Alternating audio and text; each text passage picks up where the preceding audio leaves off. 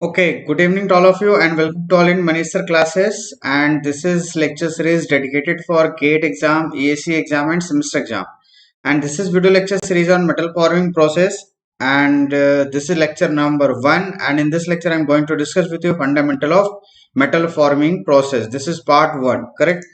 So first of all, I would like to introduce myself. My name is Manish Singh and I am mechanical engineering faculty, and I have done MTech from IIT Delhi in production engineering branch, and my latest gate rank is IR 192 in gate 2020, and I'm also engineering services exam written qualified, and I have 9 plus years of teaching experience for gate and engineering services exam, correct?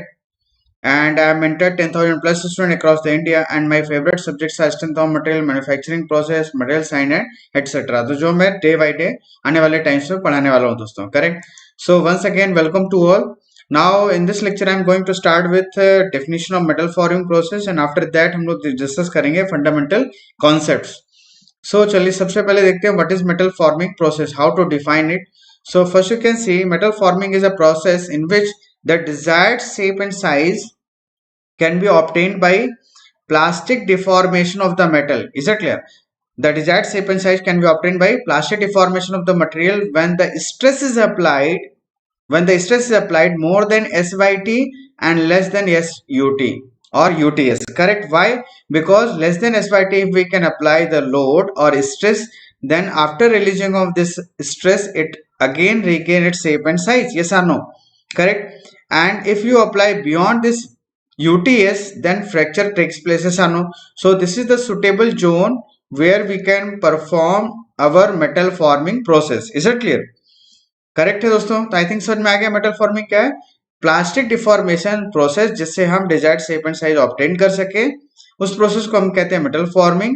और इस metal forming process में दोस्तों हम stress apply करते हैं इस SYT means ill tensile stress से ज्यादा और अल्टीमेट टेंसाइल स्ट्रेस से कम. Is it clear? Most of the process. But आप अगर बात करो शेयरिंग प्रोसेस के, जिसमें ब्लैंकिंग और शेयरिंग हम लोग करते हैं, पंचिंग प्रोसेस आप कह सकते हो, तो वहां पे दोस्तों इस यूटीएस से ज्यादा स्ट्रेस अप्लाई करना पड़ेगा. करेक्ट है? जहां पे आपको सेपरेट ही दो पार्ट्स को सेपरेट करना है. करेक्ट है? Otherwise most of the metal forming process में स्ट्रेस जोन यही होगा. करेक्ट है? चलिए नेक्स्ट आप बात करते हैं. This is very very important point. Correct है दोस्तों? इसके बेसिस पे हम बहुत कुछ यहाँ पे सॉल्व करने वाले हैं. You can see here in the metal forming process. In the metal forming process, the volume and mass of the metals are conserved. Correct? Volume and mass दोस्तों क्या होता है? Conserved होता है. Okay. Very good evening to all of you. Subhajyoti, Soumya, Pratik, Rocky. Very good evening. Correct? तो चलिए start करते हैं. तो दोस्तों मैंने आपको बताया कि इस मेटल फॉर्मिंग प्रोसेस में हम लोग क्या कंसीडर करेंगे? Always we consider the volume is remain constant before and after deformation, and similarly we can also consider the mass is also remain constant before and after deformation. Yes और no? तो दोनों दोस्तों हम volume और मास दोनों को constant लेके चलेंगे, तभी हम एंटायर मेटल फॉर्मिंग प्रोसेस को एनालिसिस कर पाएंगे. करेक्ट है? तो इसे आप ध्यान रखना इस पॉइंट के बारे में. करेक्ट है? चलिए अब आगे बढ़ते हैं. Next, classification of metal forming process. Correct? तो यहाँ पे दोस्तों हम डिटेल क्लासिफिकेशन देखने जा रहे हैं. Based on working temperature, this is first classification. In this year we have 3 categories, that is hot working, warm working and cold working. Is it clear? Let's see here. If the working temperature is greater than its recrystallization temperature, then this is called as hot working. And similarly, if the working temperature is lie on in between 0.4 to 0.6 times of 0.4 to 0.6 times of the melting temperature of the metal, then this is called as warm working. And when the working temperature is less than the recrystallization temperature, then this is called as cold working. And remember one thing, the recrystallization temperature is nothing but this is close to 0.5 times of the melting temperature of an alloy. Yes or no? Is it clear? Yes Rocky, good evening. Fast चल रहा है क्या? चलो slow चलेंगे, don't worry, हम आराम से पढ़ेंगे. ठीक है? तो मैंने आपको बताया based on working temperature. First process है हॉट वर्किंग में, जब हमारा वर्किंग टेम्परेचर क्या हो दोस्तों? रिक्रिस्टलाइजेशन टेम्परेचर से कम हो. करेक्ट? और अगर 0.4 टू 0.6 टाइम्स मेल्टिंग टेम्परेचर हो तो इसे हम कहेंगे वार्म वर्किंग. और अगर आपका working temperature less than recrystallisation temperature है तो इसे कहेंगे हम कोल्ड वर्किंग। करेक्ट है। अब क्वेश्चन आता है कि व्हाट इज रिक्रिस्टलाइजेशन टेम्परेचर। तो दोस्तों पहले मैं आपको यहाँ पे बता दूं, थोड़ा सा मैं डिटेल में डिस्कस करूंगा ऑलरेडी रिक्रिस्टलाइजेशन के बारे में। First you can see here, suppose you have a material like this, these are the pre existing grains. जो आप मेटल जिसपे आप वर्क करने वाले हो उसमें कुछ इस तरीके से ग्रेन्स लाई कर रहे हैं। Is it clear? These are called as pre existing grains. Is it clear? Correct है दोस्तों। ये पहले से जो न्यू ओल्ड ग्रेन्स हैं ये एग्जिस्ट कर रही हैं। Now if you can heat the work piece, then these grains are broken and they form new grains। ये सारी की सारी ग्रेन्स जो है दोस्तों ब्रेक होंगी, डिस्ट्रॉय होंगी और न्यू ग्रेन स्ट्रक्चर फॉर्म करेंगी। करेक्ट है। तो ये जो न्यू ग्रेन्स फॉर्मेशन की प्रोसेस है like this, these are the new grains which forms from pre-existing grains, this is called as recrystallization process। तो अगर आपसे पूछा जाता है what is recrystallization, तो आप सिंपली डिफाइन कर सकते हो formation of new grains, formation of new grains from pre existing grains is called as recrystallisation.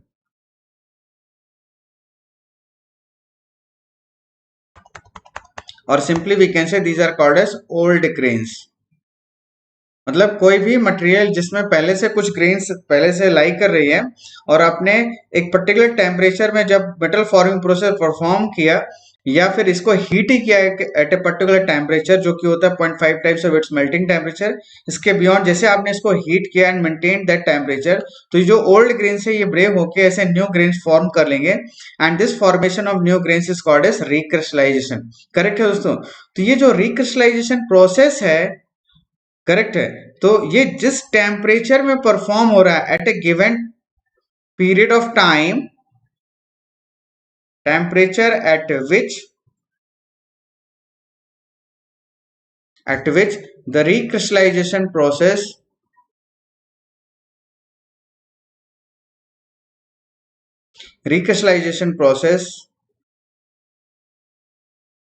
performed at a given period of time, that is generally ये दोस्तों 1 our होता है। Correct है, 1 आवर। तो इस टेम्परेचर को कह देते हैं हम रिक्रिस्टलाइजेशन टेम्परेचर। तो आई थिंक समझ में आ गया। ऐसा टेम्परेचर जिसमें एंटायर मटेरियल रिक्रिस्टलाइज हो जाए at a given period of time that is 1 hour, then this temperature is called as recrystallization temperature. Is it clear? तो आई थिंक दोस्तों ये आपको समझ में आ गया। अगर यहाँ पे कुछ भी डाउट हो, क्योंकि आप लोगों को बहुत सारे ऐसे टर्म मिलेंगे जो आप पहली बार सुन रहे होगे, करेक्ट है, तो कहीं भी कुछ भी डाउट हो then you can ask me immediately. Correct है, इमीडिएटली आप पूछो। और आपने अगर लेक्चर को लाइक नहीं किया दोस्तों, फटाफट लाइक कर देना, और सब्सक्राइब नहीं किया तो सब्सक्राइब भी कर लेना फटाफट। ठीक है, तो समझ में आया कि नहीं? अगर कुछ भी डाउट हो यहाँ पे, नीट एंड क्लीन में एकदम क्रिस्टल क्लियर आपको बताने वाला हूँ। करेक्ट है, अगर कुछ भी डाउट हो तो आप मुझसे बार बार पूछो। ठीक है ना, मैं आपको बार बार बताऊंगा जब तक आपका डाउट क्लियर ना हो जाए। ठीक है, करेक्ट। और यहाँ पे बहुत सारा डाउट रहता है स्टूडेंट्स को, बहुत सारे टर्मिनोलॉजीज ऐसी आएंगी जो आप पहली बार सुनोगे, और बहुत सारी ऐसी टर्मिनोलॉजीज है जिनको आप फिजिकली समझ नहीं पाते हो, उनको मैं एक्सप्लेन करने की कोशिश करूंगा। ठीक है, तो आई थिंक ये समझ में आ गया दोस्तों। और ये मैंने आपको बताया जो रिक्रिस्टलाइजेशन टेम्परेचर होता है around 0.5 times of melting temperature होता है। Yes or no? अप्रोक्सीमेटली, ये एग्जैक्ट वैल्यू नहीं है, ये अप्रोक्सीमेट वैल्यू है। करेक्ट है, तो ये फर्स्ट क्लासिफिकेशन हो गया। Now second classification that is based on stress applied. तो फर्स्ट है that is pure tension.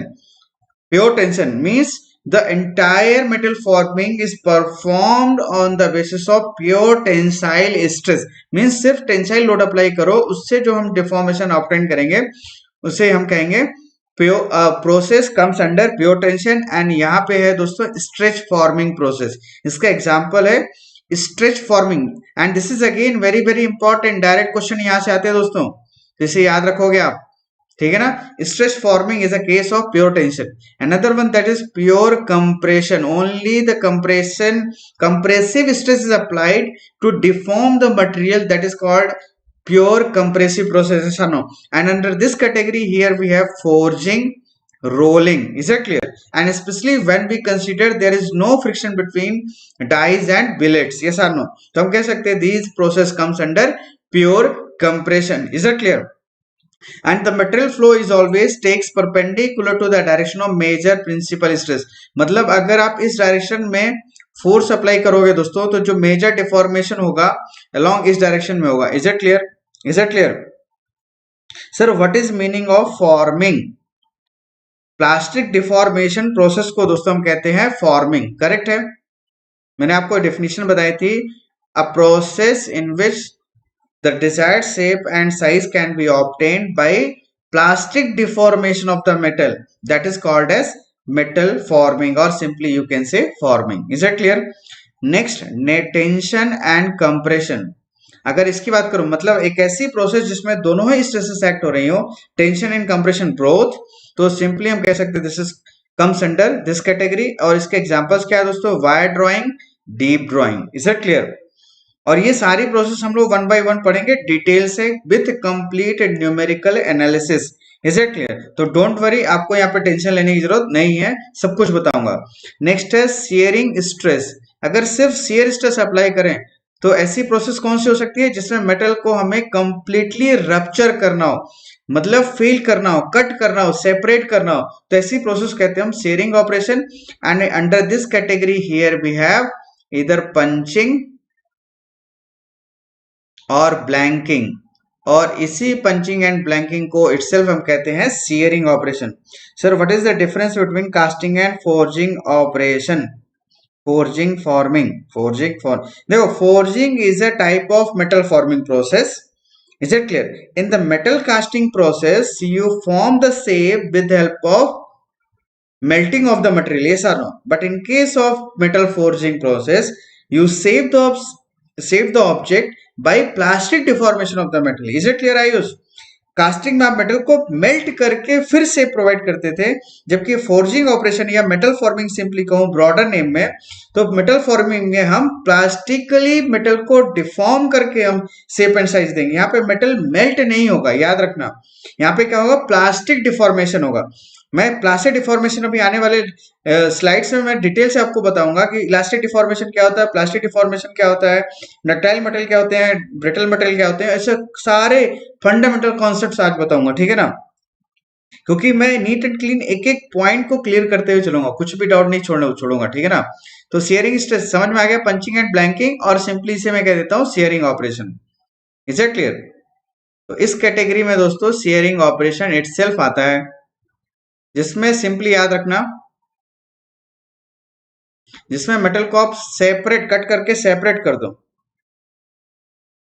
First slide explain. Okay, मैं इसको कंप्लीट कर दूं फिर एक्सप्लेन करता हूं. ठीक है Rocky? Okay, bending stress. Next देखो bending stress. Application of bending movement to the sheet. Bending movement apply करके जो हम मेटल को डिफॉर्म करते हैं that is called as bending stress and bending operation कहेंगे. और जनरली क्या होता है दोस्तों? Bending operation itself comes under this category. Is it clear? कई बार क्या होता है कि हमारे पास जो ऑब्जेक्ट है ऐसा स्ट्रेट बार है, हमें ऐसा नहीं चाहिए, हमें इसको ऐसे डिफॉर्म करना होता है. करेक्ट है? तो ये जो डिफॉर्मेशन प्रोसेस है this is called as bending operation. Is it clear? इसको भी हम लोग, तो ये सारी प्रोसेस बताऊंगा. ठीक है? चलो, थोड़ा सा प्रीवियस स्लाइड में डाउट है तो मैं यहाँ पे क्लियर कर दूं. ओके, तो दोस्तों मैंने यहाँ पे एक सिंपल सा इस स्लाइड में सिर्फ ये बताया था कि how to define metal forming process. तो यहाँ पे डिफिनेशन क्या है? Metal forming process is nothing but it is defined as the process by which the desired shape and size can be obtained by plastic deformation of the metal. Is it clear? Plastic deformation means permanent deformation of the metal. मतलब अगर मैं metal को एक बार deform कर दूं तो वो load release करने के बाद अपने शेप एंड साइज को रिटेन ना करे, जिस शेप में मैंने उसको छोड़ा है उसी शेप में रहे, तो मैं इस तरीके के डिफॉर्मेशन कहता हूं plastic deformation. Is it clear? तो आई थिंक समझ में आ गया प्लास्टिक डिफॉर्मेशन. अब बात आती है कि इस डिफॉर्मेशन को ऑब्टेन करने के लिए स्ट्रेस क्या अप्लाई की जाती है. तो इसका रेंज होता है यील्ड स्ट्रेंथ से ज्यादा और फ्रैक्चर स्ट्रेंथ से कम. मतलब इस लिमिटिंग वैल्यू से ज्यादा और इस लिमिटिंग वैल्यू से कम. मतलब ये हैश्ड पोर्शन जो जोन है this is the working zone of this metal forming process. In between this region correct है। इसमें जो स्ट्रेस होगी वो प्लास्टिक डिफॉर्म करेगी, मेटल को परमानेंट डिफॉर्म करेगी। करेक्ट है दोस्तों।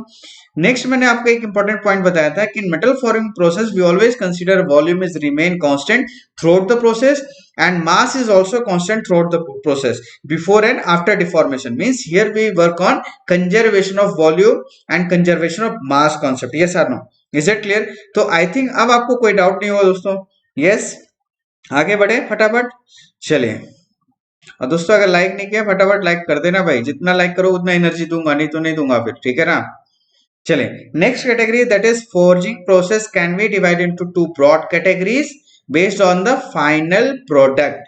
तो ये क्या है दोस्तों? Primary mechanical working process and it is also called as bulk metal forming process and in this category here we have rolling, forging, extrusion and drawing. ये चारों प्रोसेस इस कैटेगरी में आती है and you can see here reducing an ingot or billet into standard shape or semi-finished products such as sheets, plates, rods, tubes, wires. This is called as primary manufacturing process. Is it clear? Ingot तो मैंने आपको already बताया था। Ingot क्या आता है कि आपके रूम के साइज का मेटल कास्ट करके रख दो, तो ये जो लार्ज मेटेलिक पीस होता है which is made by casting process that is called as ingot.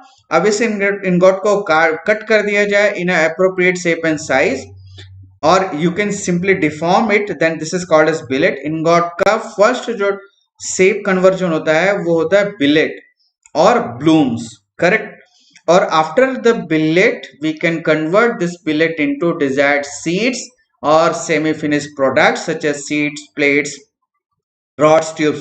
तो ये फर्दर कन्वर्जन है। तो सबसे पहले ये जो प्रोडक्ट है this is form by obtained by casting process. Is it clear? Ingot जो मिलता है वो कास्टिंग से मिलता है। फिर जो बिलेट है it can be obtained by forging operation, metal forming process, या simply we can say rolling process. Correct है दोस्तों, रोलिंग से बिलेट बनाया जाएगा एंड बिलेट के बाद फिर ये अदर प्रोडक्ट्स बनाए जाते हैं, sheet plates and rod, tubes, wire, इन सबको। करेक्ट है। तो ये मैंने आपको बता दिया कि कैसे कन्वर्जन होगा one by one. After that another category here we have that is sheet metal forging process. Correct है। और इसके नाम में लिखा है कि अगर मैं सीट के ऊपर, थिन सीट के ऊपर सारे ऑपरेशंस परफॉर्म करूं and remember when the thickness is less than 6 millimeter। Correct. अगर थिकनेस लेस देन 6 मिलीमीटर हो दोस्तों तो उसे मैं सीट कहूंगा, और मोर देन 6 मिलीमीटर अगर थिकनेस हुआ तो इसे दोस्तों हम कहेंगे प्लेट। करेक्ट है। तो यहाँ पे जो सीट मेटल ऑपरेशंस है वो परफॉर्म होते हैं सीट्स के ऊपर जिनकी थिकनेस 6 मिलीमीटर से कम होती है दोस्तों। करेक्ट है। Is it clear? ओके। तो इसके एग्जांपल क्या है सीट मेटल फॉर्मिंग ऑपरेशन के? Deep drawing, shearing, stretch forming, bending, embossing, coining and etcetera. ऐसे बहुत सारी प्रोसेस है। करेक्ट है दोस्तों।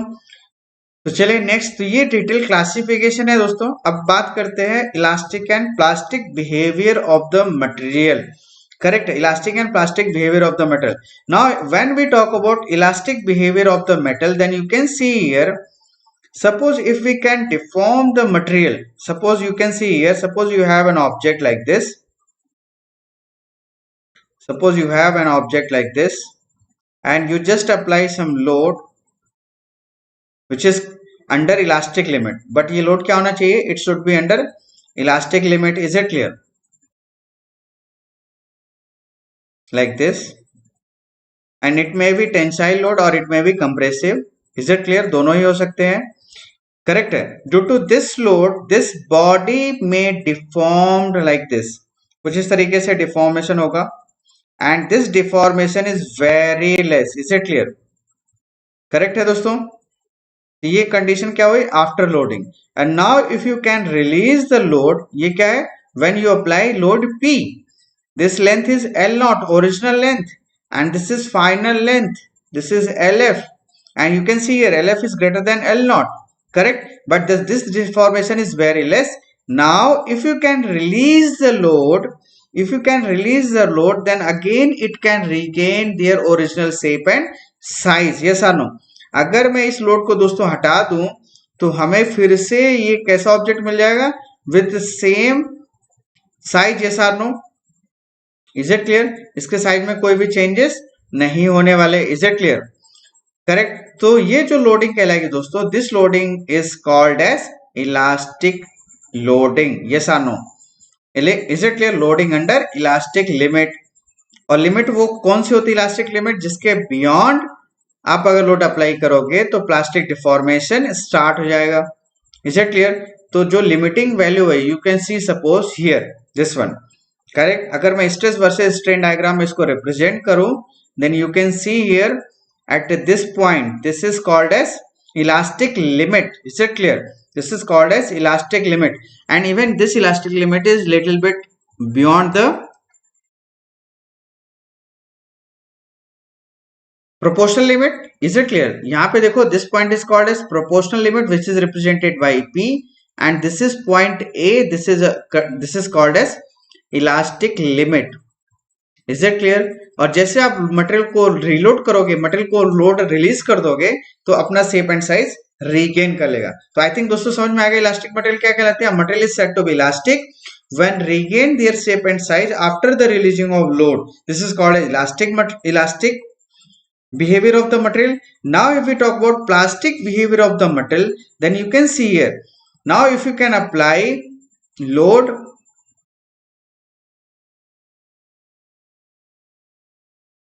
दिस वन, अगर मैं यहां पे दोस्तों क्या लोड अप्लाई करूं, if I can apply load,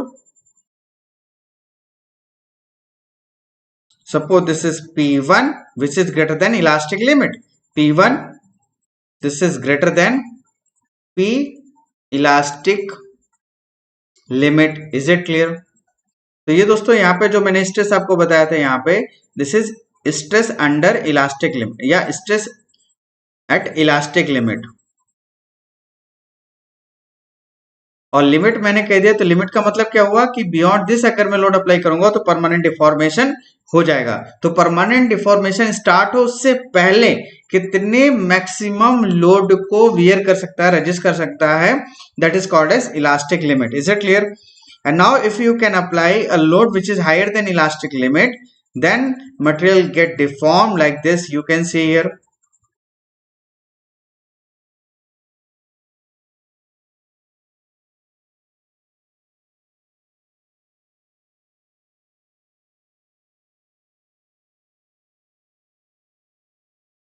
correct, कुछ इस तरीके से डिफॉर्मेशन होगा।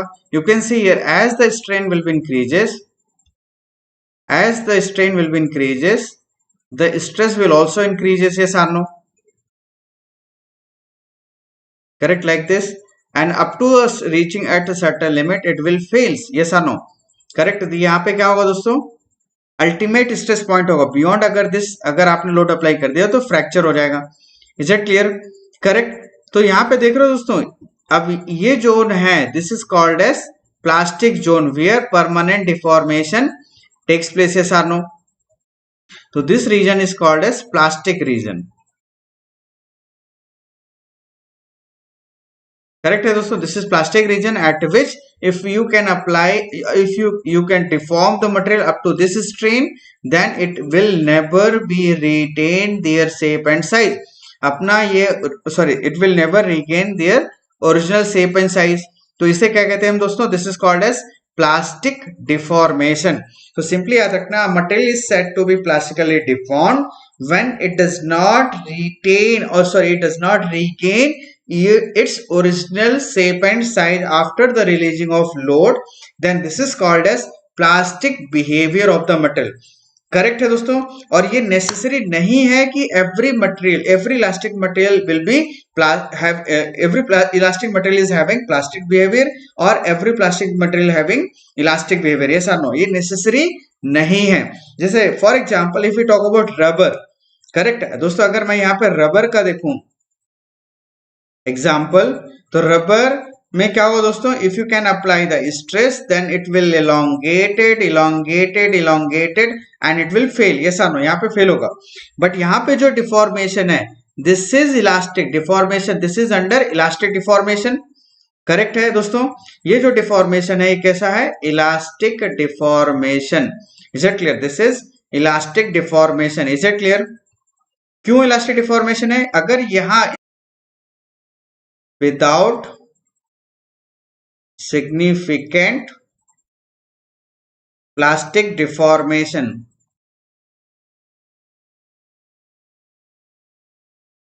विदाउट सिग्निफिकेंट प्लास्टिक डिफॉर्मेशन, और इसकी वैल्यू क्या होती है?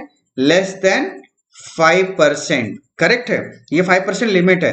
Then this is called as brittle material. Is it clear?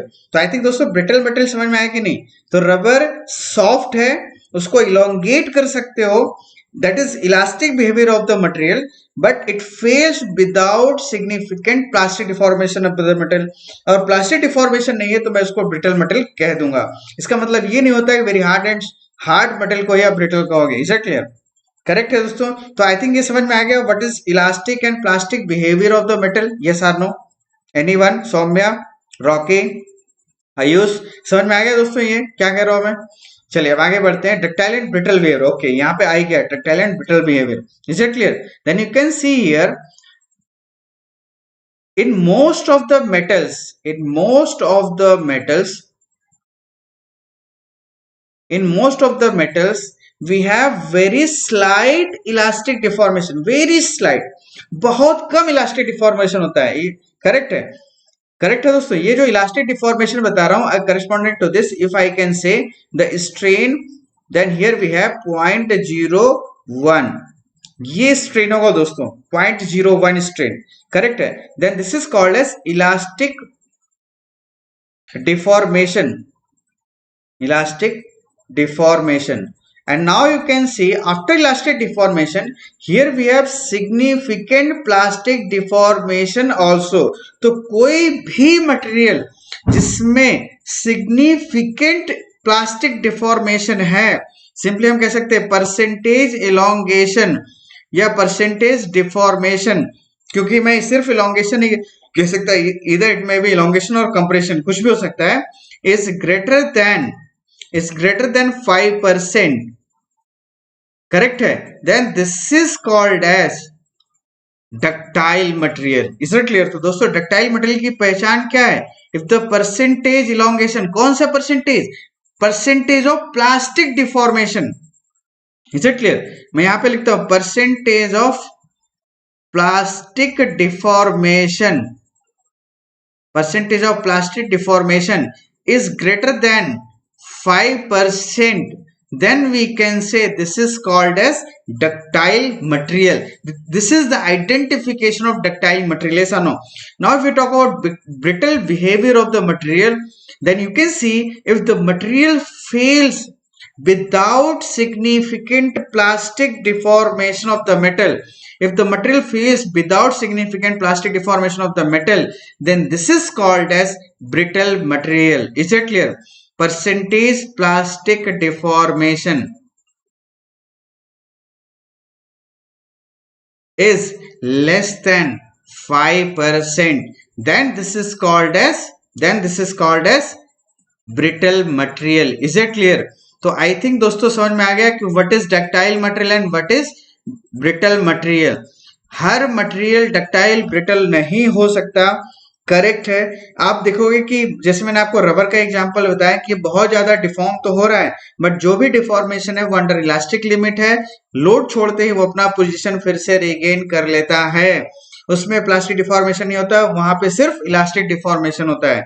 तो although here we have very huge elastic deformation, but still it comes under brittle material category. Yes और no?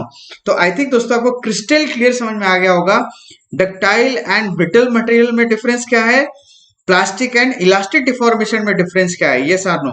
अगर फिर भी डाउट लगता है then you can ask me, anyone. और you can see here one more thing. This is the stress versus strain diagram for ductile material. Correct? ये ductile material का stress strain diagram है. And now you can see this. Sir second diagram किसका है? Yes, second diagram है brittle material का. This is stress strain diagram for brittle material. और देखो मैंने यहाँ पे इलास्टिक लिमिट के बाद इसको मैंने फेल कर दिया. यस और नो? ये इलास्टिक लिमिट से बहुत कम प्लास्टिक डिफॉर्मेशन होगा, less than 5. Although it is having some plastic deformation, but this plastic deformation is less than 5%. That's why it comes under brittle material. और दोस्तों याद रखना, brittle material is not brittle, brittleness is not exactly property, brittleness is not exactly property. Yes, इसका कुछ भी UTS मैंने यहाँ पे लिख दिया है, ये हटाना भूल गया मैं। करेक्ट है, यूटीएस यहाँ पे कुछ भी नहीं है, या सिंपली कहो जो वाईटीएस है वही यूटीएस है, वहीं पे फेल हो गया। करेक्ट है, जो यूटीएस जो वाईटीएस है वही इसका यूटीएस है और वहीं पे फेल हो गया, ये सारो करेक्ट है। तो सिंपली हम इसको एस वाई टी ना करके यूटीएस से ही रिप्रेजेंट करते हैं। करेक्ट है दोस्तों, इसको सिंपली हम एस वाई टी से रिप्रेजेंट करके, मैं इसको भी कट कर देता हूं, हम इसे यूटीएस से रिप्रेजेंट करेंगे। करेक्ट है, ये बेटर रिप्रेजेंटेशन होता है। करेक्ट है प्रतीक, समझ में आ गया? Hello,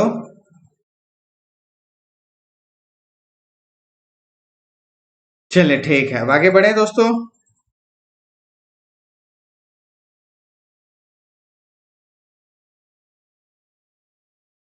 okay, very good. Now here I am going to discuss with you tensile deformation of ductile material. यहाँ पे मैं एक important terminologies बताने वाला था, इसलिए मैंने यहाँ पे इसको डिस्कस कर रहा हूँ। Now you can see here, here I am going to represent with red point. You can see here, this is proportional limit. Is it clear? And it is represented by A. This is elastic limit. This is represented by B. Correct? And this is beginning of plastic deformation, मतलब slight plastic deformation होता है, उसके बाद जो point आता है इसे कह देते हैं दोस्तों हम yield tensile strength point. Correct है, और ये सी पॉइंट सिंपली इंडिकेट करता है just beginning of plastic deformation, just beginning of plastic deformation after slight elastic deformation. जो नेक्स्ट पॉइंट होता है, this point is lie on after very slight deformation, plastic deformation of the metal. Is it clear?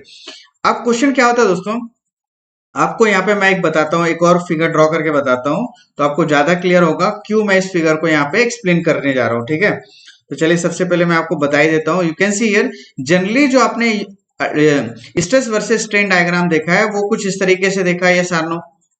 Correct, ये सारनो, और this is ultimate stress point, और यहाँ पे आके ये कुछ ऐसा फ्रैक्चर हो जाता है। Is it clear? और सीधे लोड रिलीज होगा like this, and you can see here this is strain and here we have stress. Is it clear? तो जनरली आपने इस फिगर को देखा है, तो इस फिगर में दोस्तों क्या होता है, it is specially this is drawn for mild steel. ये जो फिगर होता है दोस्तों, ये माइल्ड स्टील का फिगर होता है। Is it clear? तो आप कंफ्यूज मत होना है कि यही फिगर हर डक्टाइल मेटल के लिए होगा, it is only for mild steel. And here we have crystal clear YTS point. ये सानो, यहाँ पे आपको पता है दिस इज वाईटीएस पॉइंट, जहां पे आपको क्रिस्टल क्लियर पता है कि यही पॉइंट वाईटीएस है, यील्ड टेंसाइल स्ट्रेंथ है, और ये जो पॉइंट है this is UTS. Is it clear? Correct है, लेकिन इसी माइल्ड स्टील को अगर मैं कोल्ड रोल कर दूं, इसी माइल्ड स्टील को अगर मैं कोल्ड रोलिंग कर दूं, तो उसके लिए फिर ये डायग्राम वैलिड नहीं होगा। तो ये जो डायग्राम दिस इज, इसको मैं जनरलाइज कह सकता हूं, this is for ductile material. ये सानो फॉर लाइक एल्यूमिनियम, कॉपर, इस तरीके के जो मटेरियल्स हैं उनके लिए कुछ इस तरीके का इससे स्ट्रेन डायग्राम फॉर्म होता है। तो दोस्तों इस फिगर में देखो, यहाँ पे कोई भी क्रिस्टल क्लियर पॉइंट नहीं पता है जिसको मैं कह सकूं कि this point represents yield tensile stress. ये सानो, यहाँ पे कोई भी ऐसा क्रिस्टल क्लियर पॉइंट नहीं है। And whenever you have a situation like this, then you just mark a point in the strain axis at 0.002 strain। इस स्ट्रेन वैल्यू पे एक पॉइंट मार्क करो, and after that you just draw a parallel line, इस blue line के parallel, इस blue line के parallel दोस्तों एक लाइन ड्रॉ करो, एंड यू सी ये जो लाइन है इस कर्व को कहां पे इंटरसेक्ट करेगा, जिस पॉइंट के रिस्पेक्ट में इंटरसेक्ट करता है। And now you can see this line intersect the curve at this point. ये सार नो, इसे मैं येलो कलर शो करता हूं, आपको दिखेगा प्रॉपरली। करेक्ट है, इस पॉइंट पे इंटरसेक्ट करता है, तो इस पॉइंट के करस्पॉन्डिंग जो स्ट्रेस आएगी that is called as yield stress. तो दोस्तों ये जो स्ट्रेस मिला this is called as yield stress, और इस स्ट्रेस को जनरली हम रिप्रेजेंट करते हैं प्रूफ यील्ड स्ट्रेस। क्या कहते हैं दोस्तों हम इसे? Proof yield strength, proof yield strength. और ये जो मेथड है जिससे हमने पता किया है, इसे कहते हैं ऑफसेट मेथड। करेक्ट, इसे क्या कहते हैं दोस्तों? This is called as offset method. Correct है, इज इट क्लियर? तो आई थिंक ये क्लियर हो गया दोस्तों कि whenever you have stress strain diagram like this, you can't say which point represent yield tensile strength. Then in this case you just draw a line which is parallel to stress strain diagram from point 002 strain value, yes or no, and see कि ये जो line है इस curve को कहां पे intersect करता है, उस इंटरसेक्शन पॉइंट के करस्पॉन्डिंग जो स्ट्रेस वैल्यू आएगी that is called as SYT, that is yield tensile strength of the material, and generally it is also called as proof yield strength of the material. Is that clear? And this method is called as offset method. तो I think दोस्तों आपको समझ में आ गया ये क्यों हमने इसको ड्रॉ किया यहाँ पे। ऑफसेट मेथड क्या होता है, प्रूफ यील्ड स्ट्रेंथ क्या होता है, यस और नो? करेक्ट है, तो ये मिल गया आपको C point. Now you can see here from this region as you increase the strain the stress value will be increases. Stress बढ़ रहा है जैसे जैसे आप यहाँ पे दोस्तों स्ट्रेन को इंक्रीज कर रहे हो। तो ये किसकी वजह से होता है? This is called as due to strain hardening phenomena, due to strain hardening. Correct है दोस्तों, ये किसकी वजह से हुआ? Because of strain hardening, and strain hardening is nothing but strengthening of the material due to plastic deformation of the metal, strengthening of the material, बार बार मैं repeat कर रहा हूं, strengthening of the material due to plastic deformation of the material, strengthening of the material due to plastic deformation of the material is called as strain hardening. It is called as strain hardening. Metal को मैं plastically deform कर रहा हूं और material की strength बढ़ती चली जा रही है। जैसे जैसे डिफॉर्मेशन बढ़ रहा है, ज्यादा स्ट्रेस अप्लाई करना पड़ रहा है मेटल को डिफॉर्म करने के लिए। दिस फिनोमिना को कहते हैं स्ट्रेन हार्डनिंग। और ये क्यों होता है इसको मैं सेपरेटली नेक्स्ट क्लास में डिस्क्राइब करूंगा, what is strain hardening phenomena. Is it clear? बस सिंपल से आप याद रखो कि मटेरियल की स्ट्रेंथ में enhancement due to plastic deformation of the metal is called as strain hardening. Is it clear?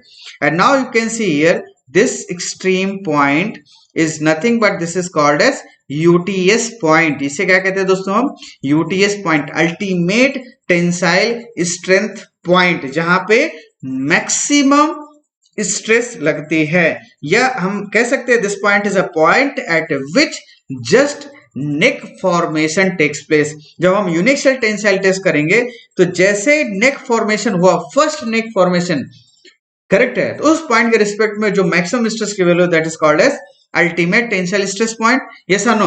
And after that since the neck formation appear, simply ऐसे देखो, मैं फिगर ड्रॉ करके बता रहा हूं, देखो, डोंट वरी, घबराना नहीं है, ठीक है। ये आपके पास सैंपल था यूनिएक्सल टेंसाइल टेस्ट का सैंपल। दोस्तों यहाँ पे आप कंटिन्यूअसली यूनिएक्सल लोड अप्लाई कर रहे हो, ये सानो स्ट्रेस वैल्यू इंक्रीज कर रहे हो, करेक्ट है। इसमें आप कंटिन्यूअसली लोड की वैल्यू को इंक्रीज कर रहे हो, ये सानो इस लोड की वैल्यू को कंटिन्यूअसली इंक्रीज कर रहे हो, ग्रेजुअली इंक्रीज कर रहे हो। लेकिन एक टाइम ऐसे आएगा दोस्तों कि सडनली यहाँ पे इसका डायमीटर, अगर ये सर्कुलर क्रॉस सेक्शन का है तो यहाँ पे डायमीटर रिड्यूस होगा लाइक दिस। करेक्ट है दोस्तों, सडनली इसका डायमीटर ऐसा रिड्यूस होगा। तो ये जो डायमीटर में रिडक्शन हो रहा है, यहाँ पे जस्ट नेक फॉर्म हो रहा है, जस्ट यहाँ पे एक नेक फॉर्म हो रहा है। तो ये सडन जो रिडक्शन है डायमीटर में, this is called as neck formation. तो जिस लोड में ये नेक फॉर्मेशन होता है उस लोड को कह देते हैं हम अल्टीमेट टेंसाइल लोड, और उसी के करस्पॉन्डिंग जो स्ट्रेस होती है that is called as ultimate tensile strength. Yes और नो? करेक्ट है। अब चूंकि नेक फॉर्मेशन हो गया है तो मटेरियल की स्ट्रेंथ रिड्यूस हो चुकी है, and beyond this if you can apply the load, less load, even come load में मेटल ज्यादा डिफॉर्म होगा, and here the material flow like fluid. यहाँ पे जो मेटल का डिफॉर्मेशन रेट कुछ इस तरीके से होता है कि जैसे फ्लूइड फ्लो हो रहा हो उस तरीके से यहाँ पे मेटल डिफॉर्म होगा। And after reaching to its extreme point, after reaching to this extreme point, it may completely failed and this point is called as fracture point. This is called as fracture point, yes or no. तो दोस्तों I think आपको समझ में आ गया ductile material का deformation behaviour क्या होता है। मैंने आपको यहाँ पे शो किया है कि how elastic deformation takes place and after that how plastic deformation takes place and after that how fracture takes place, yes or no, correct है, यस आर नो। तो आई थिंक दोस्तों यहाँ पे अब आपको कोई डाउट नहीं होगा। फिर भी अगर कोई डाउट लगता है किसी को, then you can ask me, is it clear anyone?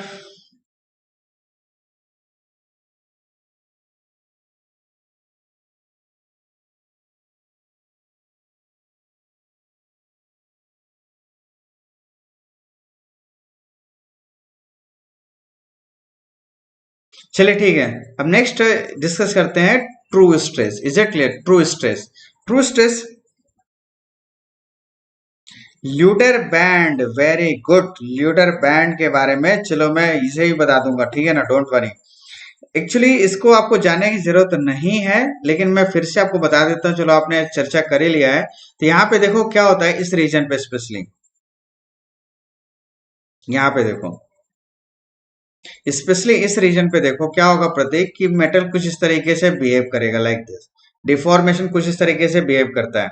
तो ये just because of slipping of Luder band होता है। किसकी वजह से होता है? Due to slipping of Luder band. और ये क्या होता है देखो ऐसा, जब आप टेंसाइल टेस्ट करोगे ना दोस्तों, टेंसाइल टेस्ट करोगे तो यहाँ पे कुछ ऐसे स्क्रैच मार्क्स प्रोड्यूस होंगे। कहाँ पे? इस रीजन पे, करेक्ट है, गेज लेंथ पे यहाँ पे कुछ स्क्रैच मार्क्स प्रोड्यूस होते हैं, करेक्ट है। तो क्या होगा कि जब स्क्रैच मार्क्स बन जाता है तो वो क्या करेगा, एक स्क्रैच मार्क्स सपोज पड़ा तो वो स्ट्रेस कॉन्सेंट्रेशन बढ़ा देता है, तो कम लोड पे मेटल डिफॉर्म हो जाता है।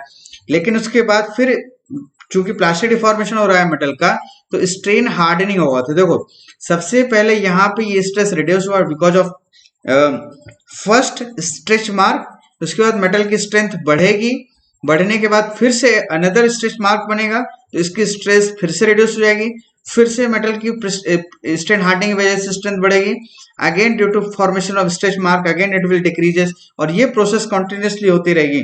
इसी को कहते हैं हम Luder band, slipping of Luder band, is it clear? तो आई थिंक समझ में आ गया प्रतीक, इतना इनफ है आपके लिए।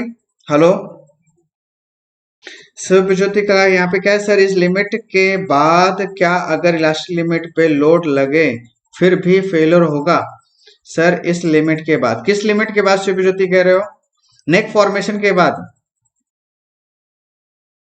जब तक कंप्लीट मटेरियल में स्ट्रेच फॉर्मेशन ना हो जाए, करेक्ट है, तब तक ये चलता रहेगा process, is it clear? Correct है प्रतीक? चलो प्रतीक आई थिंक समझ में आ गया आपका, क्वेश्चन एंड करूं मैं यहाँ पे। नेक्स्ट शुभ ज्योति, आप कह रहे थे नेक फॉर्मेशन के बाद क्या अगर इलास्टिक लिमिट पे लोड लगे फिर भी फेलियर होगा? इसका मतलब क्या हुआ? इलास्टिक लिमिट के बाद नेक फॉर्मेशन पे आप पहुंच चुके हो बालक, तो ये फिर ये रिगेन करेगा ही नहीं, वो जहां है वैसा ही रहेगा, करेक्ट है। उसके बाद आप लोड बढ़ाओगे तो सीधे फेलियर की तरफ एक कदम बढ़ जाएगा और कुछ नहीं।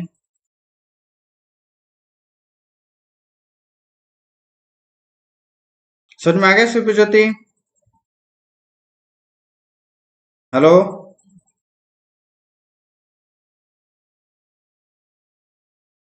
एक नेक फॉर्मेशन के बाद अगर आप फिर इलास्टिक लिमिट पे तो पहुंचे ही नहीं, तो इलास्टिक लोड अप्लाई करने का कोई सेंस ही नहीं बनता है कि नहीं? उसके बाद अगर आप लोड अप्लाई करोगे तो फेलियर ही होगा,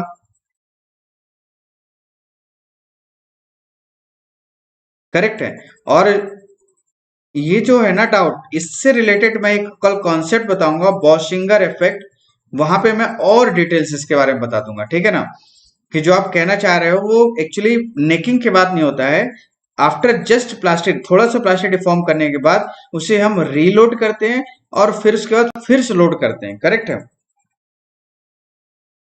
हाँ यस, लेस लोड पे फेलियर हो जाएगा। क्यों? क्योंकि देखो सिंपल से कहने का मतलब है कि जब सैंपल में पहले से क्रैक फॉर्मेशन हो गया है, करेक्ट है, जब सैंपल में पहले से दोस्तों यहाँ पे क्रैक फॉर्मेशन हो गया है तो मटेरियल की स्ट्रेंथ तो ऑटोमेटिकली रिड्यूस हो चुकी है ना। तो अब ज्यादा लोड कैसे रेजिस्ट कर पाएगा ये, जब पहले से यहाँ पे क्रैक फॉर्मेशन हो गया है तो, है कि नहीं। नेक फॉर्मेशन का मतलब क्या है कि स्लाइड क्रैक फॉर्म हो चुका है ना। और जब स्लाइड क्रैक फॉर्मेशन हो चुका है तब इसकी स्ट्रेंथ तो ऑटोमेटिकली रिड्यूस हो चुकी है। तो अब आपको ज्यादा लोड अप्लाई करने की जरूरत ही नहीं, कम लोड में भी इजिली मेटल डिफॉर्म हो जाएगा, है कि नहीं, बोलो। तो आई थिंक क्लियर हो गया शिव ज्योति। चलिए अब आगे बढ़े। Okay, next true stress. True stress क्या होता है दोस्तों? It is nothing but it is the defined as the ratio of, और simply we can say load per unit instantaneous cross sectional area. This is called as true stress, or simply you can define, it is defined as the ratio of load upon instantaneous area. और ये जो load होता है दोस्तों ना, ये हमेशा ही instantaneous होता है, whether you talk about engineering stress और ट्रू स्ट्रेस, कुछ भी हो, ये लोड हमेशा instantaneous. But in case of engineering stress you will consider original area for calculation of engineering stress, and in case of true stress strain for calculation of true stress you must consider instantaneous area. जिस load में आपको stress पता करना है तो उसी load में उस पर्टिकुलर क्रॉस सेक्शन मटेरियल का क्रॉस सेक्शन का एरिया क्या होगा, उस एरिया को कंसीडर करेंगे। ये बिहेवियर फ्लूइड जैसा होता है सौम्य, है ना। एक्चुअली कोई फ्लूइड जैसा नहीं है। यहाँ पे मेटल फिर बहुत कम लोड में बहुत ज्यादा डिफॉर्म होता है, तो उससे हम लोग उसको एक कोरिलेशन बता रहे हैं कि वो फ्लूइड जैसा फ्लो हो रहा है ना। करेक्ट है। एक्चुअली वो फ्लूइड कभी नहीं बन सकता, फ्लूइड जैसा फ्लो हो सकता है, ठीक है। फ्लूइड जैसा मेटल डिफॉर्म हो रहा है। ओके, तो आई थिंक समझ में आ गया दोस्तों ये ट्रू स्ट्रेस क्या है, लोड अपॉन इंस्टेंटेनियस एरिया। तो simply you can see here, इसे अगर मैं सिग्मा से डिनोट करूं ट्रू स्ट्रेस को, तो सिंपली हम क्या लिख सकते हैं, लोड अपॉन इंस्टेंटेनियस एरिया। और वहीं पे मैं अगर इंजीनियरिंग स्ट्रेस को सिग्मा नॉट से रिप्रेजेंट करूं तो इसे मैं क्या लिख सकता हूं दोस्तों, इट कैन बी, यस चलो आपके लिए मैं इसे सिग्मा ई से डिनोट कर देता हूं, इंजीनियरिंग स्ट्रेस। करेक्ट है। रुको बता रहे हैं प्रत्येक, डोंट वरी। ये है, पहले मैं आपको थोड़ा सा बता दूं फिर मैं बताता हूं, ठीक है ना। This is engineering stress, correct. और इसका फॉर्मूला क्या होता है दोस्तों, load upon original area. A not is a original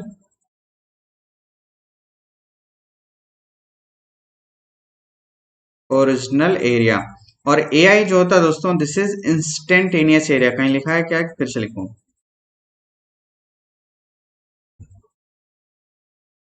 instantaneous area.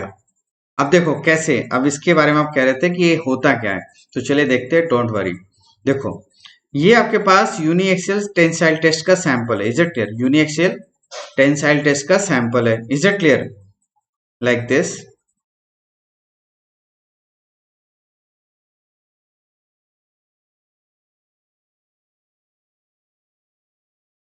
Correct,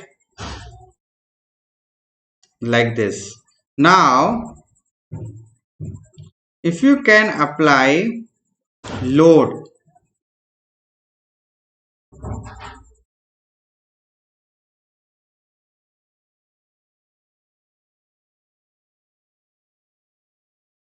this is uniaxial tensile test sample. Now if we can apply load like this, तो दोस्तों होगा क्या, due to this load this material में elongated, yes or no, इस load की वजह से ये मटेरियल इलोंगेट होगा from here to here, let's see here like this.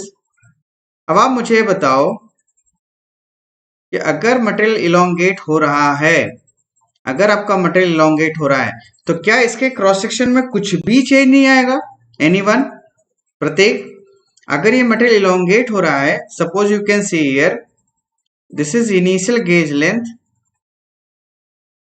Initial gauge length मैं इसे कह देता हूं एल नॉट, और अब इलोंगेट होके इसकी गेज लेंथ क्या होगी, दिस वन, या हम कह सकते हैं एट ए पर्टिकुलर इंस्टेंट आप लोड अप्लाई कर रहे थे, इंक्रीज कर रहे थे, हमने कहा रुको। ठीक है, आप लोड बढ़ा रहे थे, बढ़ ही रहा था, लोड एक्सपेंशन हो रहा है, और इमीडिएट मैंने कहा स्टॉप। उस टाइम जब रुक गए तो वहां पे जो लेंथ होगा, this is instantaneous length at particular instant. और चूंकि लेंथ बढ़ रही है तो इसका क्रॉस सेक्शन एरिया भी तो दोस्तों ऐसे रिड्यूस हो रहा होगा, यस आर नो।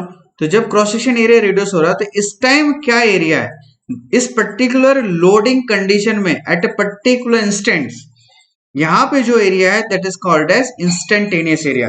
तो आई थिंक समझ में आ गया दोस्तों, प्रतीक आगे समझ में, ओके। अब देखिए यहाँ पे मैं आपको एक इंपॉर्टेंट रिलेशन बताने वाला हूं। You can see here sigma true stress can be written as instantaneous area, sorry, instantaneous load upon instantaneous area, and if I can multiply, या सिंपली मैं P लिखता हूं, नहीं तो आप फिर कंफ्यूज हो गए, है ना। और याद रखना ये जो P है, चलो या तो मैं इसे इंस्टेंटेनियस ही लिख दूं, इंस्टेंटेनियस, कंफ्यूज तो नहीं हो गए। इंजीनियरिंग स्ट्रेस हो चाहे ट्रू स्ट्रेन हो, ट्रू स्ट्रेस हो, दोनों ही कैलकुलेशन में इंस्टेंटेनियस, उस पर्टिकुलर इंस्टेंट में जो लोड एक्ट होता है वही हम कंसिडर करते हैं। तो ये हो गया। अब अगर मैं इसमें ओरिजिनल एरिया से मल्टीप्लाई एंड डिवाइड कर दूं दोस्तों, तो यहाँ पे देखो ये this P I N A naught, यहाँ पे ये क्या बन जाता है दोस्तों, it is simply return as engineering stress that is sigma E in bracket A naught by A I. ये रिलेशन मिलेगा। यहाँ पे कोई डाउट है क्या? फेल्यूर तो यूटीएस में ही हो जाएगा बालक शंकर, फेलियर यूटीएस में ही हो जाएगा। UTS is also failure point, लेकिन फेलियर आप कैसे उसको एज्यूम करते हो ये आप पे डिपेंड करता है। करेक्ट है, क्योंकि उसके बाद प्लास्टिक डिफॉर्मेशन नहीं होगा, उसके बाद सीधे फ्रैक्चर पे ही जाकर रुकोगे, क्योंकि क्रैक स्लाइटली क्रैक फॉर्म हो चुका है। करेक्ट है। अब सपोज आप एग्जांपल देखो, अगर आपको क्रैंक शाफ्ट बनाना है, मान लो क्रैंक शाफ्ट बनाना है, तो क्या आप क्रैक्ड क्रैंक शाफ्ट यूज करोगे? नेक फॉर्मेशन वाला क्रैंक शाफ्ट यूज करोगे क्या? नहीं ना। तो ऑब्वियसली हम लोड का क्या अप्लाई करेंगे, लेस देन यूटीएस। चलो ये समझ में आ गया दोस्तों। प्रतीक ये समझ में नहीं आया, क्या आया, क्या नहीं समझ में आया बोलो प्रतीक। अब देखो यहाँ पे मैंने आपको बताया था कि इन metal forming process the volume is remain constant. Now here इसे हम कहते हैं volume constancy, law of volume constancy. Correct है, जो मैंने आपको कहा था ना आपको कि जो volume initial and final volume constant होता है, this is called as law of volume constancy. Correct, law of volume constancy, is it clear. और यहाँ पे क्या होगा, इस लॉ के अकॉर्डिंग क्या होगा, original volume is equal to होगा फाइनल वॉल्यूम। और इस पर्टिकुलर इंस्टेंटेनियस पोजीशन के लिए जो फाइनल वॉल्यूम है, क्या मैं उसे वी से डिनोट कर सकता हूं? Okay, now original volume can be written as A naught into L naught, A naught into L naught, this is equal to क्या है दोस्तों, here we can write A I into L I, yes or no. Now you can see from this relation a naught upon ai, it is simply written as li by l naught, yes or no. मैं यहाँ पे फिर से लिख देता हूँ a naught by ai, this is equal to li by l naught. Now if we can write -1 plus 1, then क्या result आएगा दोस्तों, you can see here it is simply written as li minus L naught upon L naught plus 1. This is nothing but this is simply A naught by AI. ऐसे लिख सकते हैं क्या दोस्तों? And now you can see this Li by L naught is nothing but this is engineering strain, जो कि मैंने already आपको स्ट्रेंथ ऑफ मटेरियल में बताया। This is called as engineering strain. Is it clear?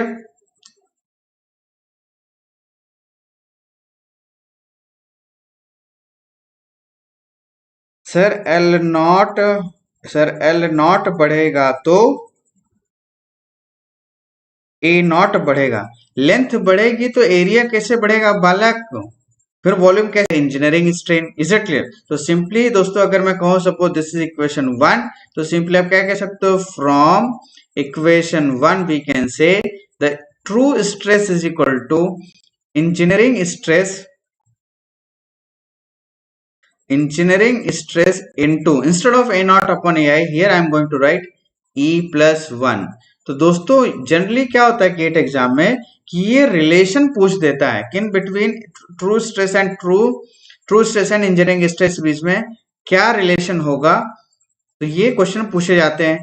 ठीक है, तो आपको याद रखना है, और अगर आप समझ गए हो, भूल भी जाओ रिलेशन, तो आप इजिली आइडेंटिफाई कर सकते हो, डिटरमिन कर सकते हो। करेक्ट है? तो ऐसा कोई बड़ा भारी यहाँ पे कोई टास्क नहीं है। Yes or no? बहुत छोटा सा कॉन्सेप्ट, सिंपल कॉन्सेप्ट हमने यहाँ पे अप्लाई किया है। दोस्तों यहाँ पे देखो ये रिजल्ट मिल गया। Yes or no? अब आप मुझे बताओ कि यहाँ पे किसी को कोई डाउट है क्या? यस प्रतीक, घटेगा। यस, मैंने कभी नहीं कहा कि बढ़ेगा। ठीक है ना? तो अब आप मुझे बताओ, ये समझ में आएगी नहीं दोस्तों? यहाँ पे अगर कोई डाउट है तो आप मुझे बताओ। ये समझ में आ गया कॉन्सेप्ट कि true stress is equal to engineering stress plus, sorry, engineering stress into E plus 1। तो इसको देख के क्या समझ में आ रहा है बोलो?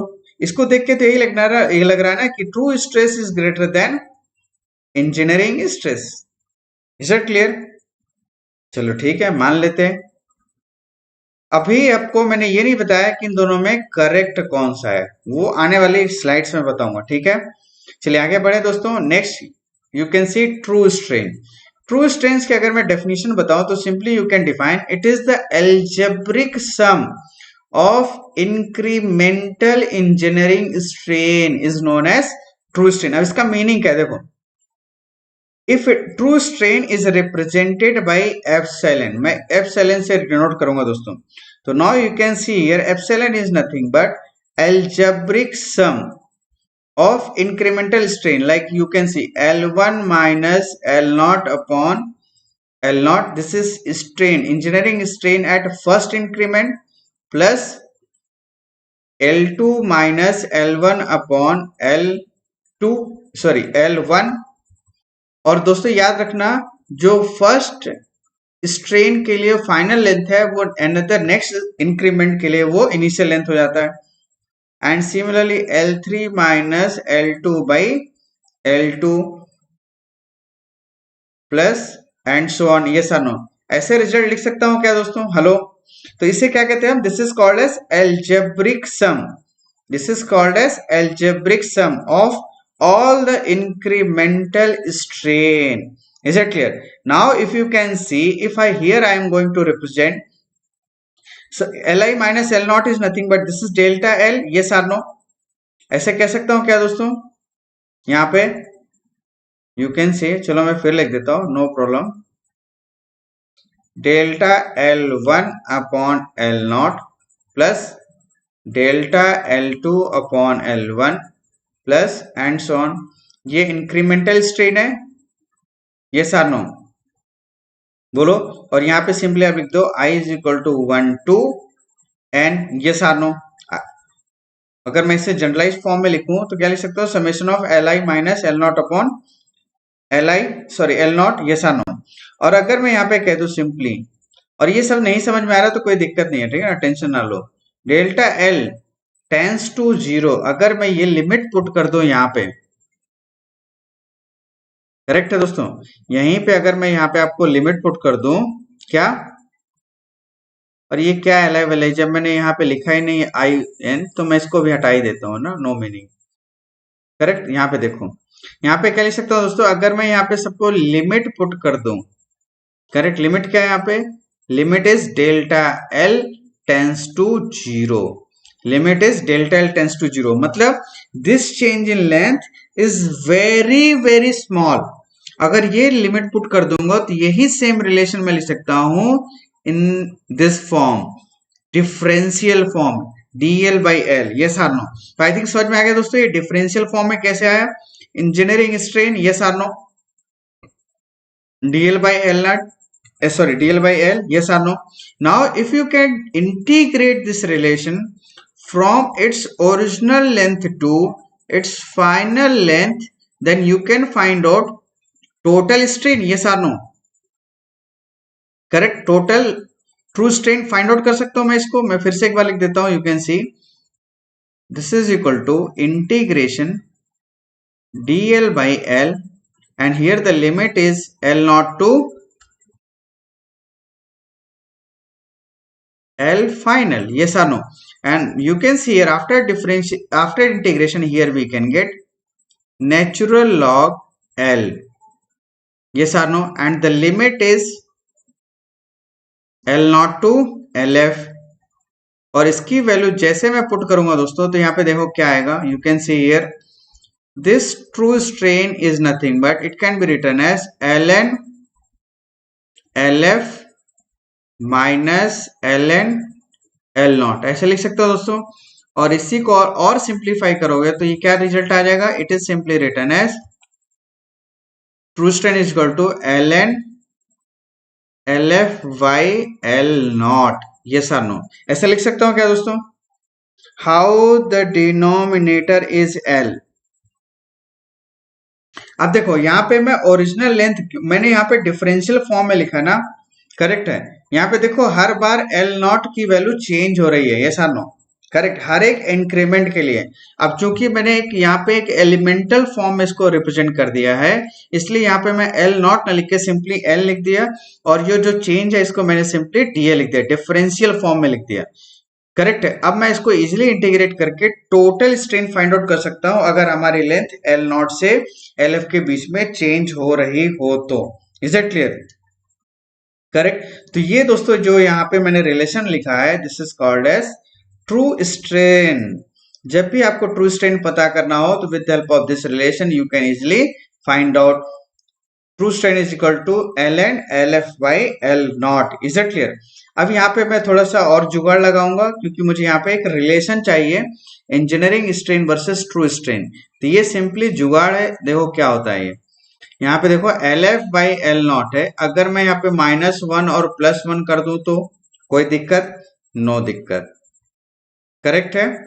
देन यहाँ पे क्या आएगा दोस्तों, lf, you can see here lf minus l naught upon l not plus 1, और again LF by L naught upon L not क्या हुआ दोस्तों, LF minus L naught upon L not, it is nothing but this is engineering strain plus 1।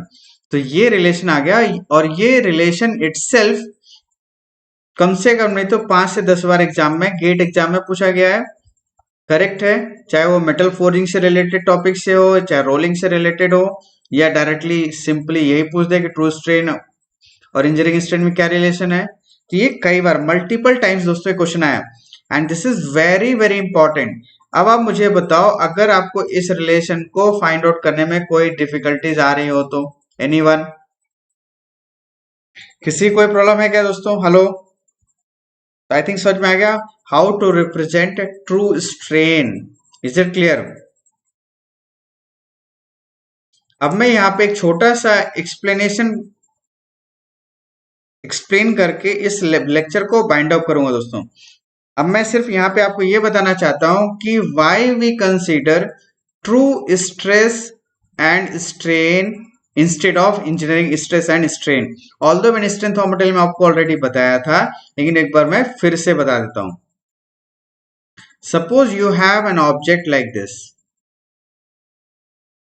Correct, और इसकी length क्या है दोस्तों, suppose it's initial length is L not, and now it is subjected to an load P like this, external load P, and due to this load P this member is elongated। और चलो मैं एक side इसका fix कर देता हूं, है ना, जिससे मुझे दोनों एंड में ना रिप्रेजेंट करना पड़े। करेक्ट है, तो देखोगे दोस्तों आप इस लोड की वजह से this member will elongated up to this length, correct, like this, and now the final length is nothing but this is final length, yes or no? And this final length is nothing but this is equal to 2 times of L not हो गया। Correct है दोस्तों? ये हम assume कर रहे हैं कि अगर मैं पी लोड अप्लाई करूं तो इसकी लेंथ डबल हो जाएगी, इतने लेंथ तक मैं यहाँ पे लोड इंक्रीज करता रहूंगा। Now under this situation if I calculate engineering strain then it can be written as LF minus L naught upon L naught, and simply if you put the value of LF and L naught, then what you will get, you can see here you can get 2 times of L naught minus L naught upon L naught, and this is equal to 1. यही strain मिलेगा दोस्तों. And similarly if you calculate true strain, then it is simply written as LF by L naught, ln LF by L naught. Now you just put the value of LF and L naught in this particular equation, then what you will get, you can see 2 times of L naught upon L naught. So simply here we can get ln2, and the value of ln2 is nothing but this is 693. Now tell me which one is the correct answer, either 1 or 0.693. तो आपको क्या answer मिलेगा? No, we are not in the position to say which one is correct answer. Okay, no issue. चलो अभी आप नहीं दे सकते, तो चलिए थोड़ा सा एक्सप्लेनेशन को मैं और आगे बढ़ाता हूं, और उसके बाद अब आप आंसर दे पाओगे. ठीक है, चलिए ठीक है, वेरी गुड, नो इशू. दोस्तों अब यहाँ पे देखो, अब अगर मैं instead of applying tensile load, if I can apply compressive load with same magnitude, तो अब आप मुझे बताओ क्या स्ट्रेन की वैल्यू में कोई चेंजेस आने वाला है फोर्स के डायरेक्शन चेंज करने मात्र से? एनीवन? सिर्फ ये आइडेंटिकल बार है जिसकी लेंथ, डायमीटर, मटेरियल सब कुछ सेम है, सेम वही आइडेंटिकल बार है. सिर्फ मैंने यहाँ पे क्या किया, instead of applying tensile load, here I am going to apply compressive load. Now tell me what is the final length due to this P load. Correct है? तो दोस्तों सिंपली मैं कह सकता हूं, since here we only change the direction, yes और no, और already मुझे पता है कि अगर मैं पी टेंसाइल लोड अप्लाई किया था तो मुझे स्ट्रेन 1 मिला था. तो इस केस में अब जो इंजीनियरिंग स्ट्रेन होगा दोस्तों, instead of +1 here we have -1. ये लिख सकता हूं क्या दोस्तों? हेलो, बोलो. सिर्फ डायरेक्शन ही तो चेंज हुआ, तो स्ट्रेस का डायरेक्शन भी चेंज हो जाएगा -1. यस और नो? करेक्ट है. हाफ कैसे कह सकते हो शिव ज्योति? बोलो, हाफ कैसे कह सकते हो कि हाफ होगा? ये आपने पी लोड चेंज किया, तो मैं सिर्फ ये कह सकता हूं कि यहाँ पे स्ट्रेन का डायरेक्शन चेंज हो जाएगा. जो प्लस पी में 1 आया था, तो माइनस पी में -1 आ जाएगा, है कि नहीं? करेक्ट है.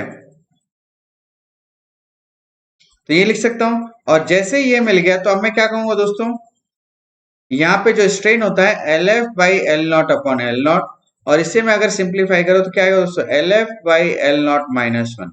इसका मतलब क्या हुआ कि LF बाई L नॉट की वैल्यू यहाँ पे 0 होनी चाहिए, क्योंकि ये -1 कैंसिल आउट हो जाएगा. तो सिंपली ये क्या कह रहा है कि LF की वैल्यू 0. अब आप मुझे बताओ कि क्या इस मटेरियल को आप कंप्रेस करके इसकी लेंथ को 0 कह सकते हो, बना सकते हो क्या? तो सिंपल सा आंसर मिलेगा, भैया कितना भी लोड अप्लाई कर लूं, 0 लेंथ तो मैं किसी भी कंडीशन में नहीं कर सकता. तो ये आंसर तो पॉसिबल नहीं हो सकता. ठीक है, मान लेते हैं. चलिए ठीक है, अब मैं ट्रू स्ट्रेन के बारे में बात करता हूं. तो ट्रू स्ट्रेन क्या है दोस्तों, instead of ln2 here we can write -ln2, और -ln2 का मतलब क्या हुआ कि माइनस साइन को अगर अंदर ले जाऊं तो 2 टू द पावर माइनस आ जाएगा, -1. इसका मतलब क्या हुआ दोस्तों, ln 1/2 हो जाएगा, यस और नो, और सिंपली वी कैन से 1/2. तो 1/2 इज इक्वल टू क्या आएगा दोस्तों, LF minus L naught upon L not. Correct है. अब इसको अगर मैं simplify, sorry, this is ln 1/2 है ना, ये ln के अंदर है दोस्तों, ln 1/2, और ये क्या आ जाएगा दोस्तों, ln LF by L not. तो न्यू फाइनल लेंथ मुझे पता करना, तो ln is cancel out with this ln. तो यहां से पता चल गया कि भाई जो फाइनल लेंथ है वो half of the original length होगा with respect to true strain analysis. और अब आप मुझे बताओ कि क्या इस हाफ लेंथ को बनाना पॉसिबल है? Then the answer is yes, it is possible. तो यहां से पता चल गया कि the result given by true stress and strain is more accurate over the engineering stress strain. Therefore in case of plastic deformation analysis we always consider true stress and strain. तो दोस्तों अब आने वाले फर्दर एनालिसिस में मैं हमेशा true stress and strain के बारे में बात करूंगा। Is it clear? तो आई थिंक समझ में आया कि नहीं? सिर्फ ट्रू स्ट्रेस स्ट्रेन के बारे में बात करेंगे क्योंकि हम इन्हीं को, क्योंकि मुझे एग्जैक्ट डिफॉर्मेशन के लिए एग्जैक्ट लोड पता करना है, और एग्जैक्ट लोड पता करने के लिए ट्रू स्ट्रेस स्ट्रेन की हेल्प से ही पता किया जा सकता है। Is it clear? तो यहाँ पे एक सिंपल सा क्वेश्चन है, इसका मुझे फटाफट आंसर दो। गेट 2014 में आया था, और इसके बाद मैं इस सेशन को दोस्तों एंड करूंगा। करेक्ट है? Anyone? The relationship between true strain and engineering strain in uniaxial tension test is given bye.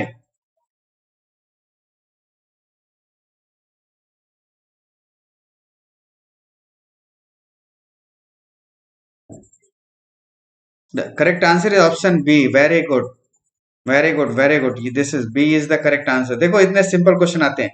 चलो अब यहाँ पे सेशन कंप्लीट हो गया दोस्तों। अब आप मुझे बताओ, do you have any doubt? कुछ भी डाउट हो आज के इस पर्टिकुलर लेक्चर में तो आप मुझसे बता सकते हो। करेक्ट है?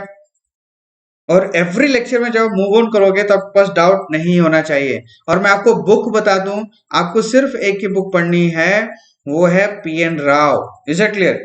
और बहुत ज्यादा ही आपका पढ़ने का मन करे तो बुक्स तो बहुत सारी है। सॉफ्ट कॉपी एक डीटर आती है, वो मैं टेलीग्राम चैनल में अपलोड कर दूंगा। प्रतीक, यहाँ पे सॉन्ग के कोई भी एजम्पशंस वैलिड नहीं होंगे, क्योंकि ये एंटायर सब्जेक्ट प्लास्टिक डिफॉर्मेशन पे बेस्ड है, जबकि strength of material elastic deformation based था। करेक्ट है? तो मैं ये नहीं कहूंगा कि इसका एजम्पशंस उल्टा पुल्टा हो जाएगा। आप सिंपल सा समझो कि दोनों में डिफरेंस है। घोष एंड मलिक को भी पढ़ना है। करेक्ट है? क्योंकि डायरेक्ट क्वेश्चन यहां से आ जाते हैं। ठीक है ना? तो बुक मैंने आपको बताया शंकर कि पीएन राव पढ़िए आप लोग, वॉल्यूम 1, जिसमें मेटल फॉर्मिंग, वेल्डिंग, कास्टिंग तीनों दिया हुआ है। करेक्ट है?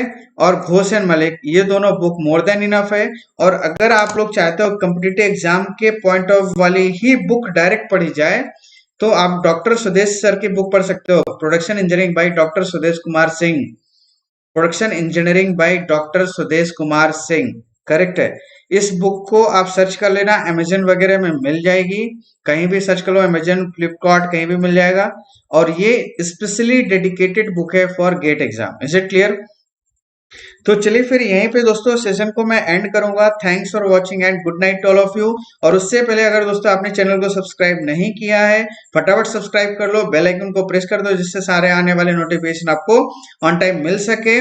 और साथ में अगर आपने लेक्चर को लाइक नहीं किया, वीडियो को लाइक नहीं किया, तो फटाफट लाइक कर दो, और कमेंट करके भी मुझे बताओ कि आपको लेक्चर कैसा लगा। ठीक है? तो चलिए फिर यहीं पे सेशन को एंड करता हूँ। Thanks for watching and good night to all of you. कल मिलते हैं विद सेम एनर्जी के साथ।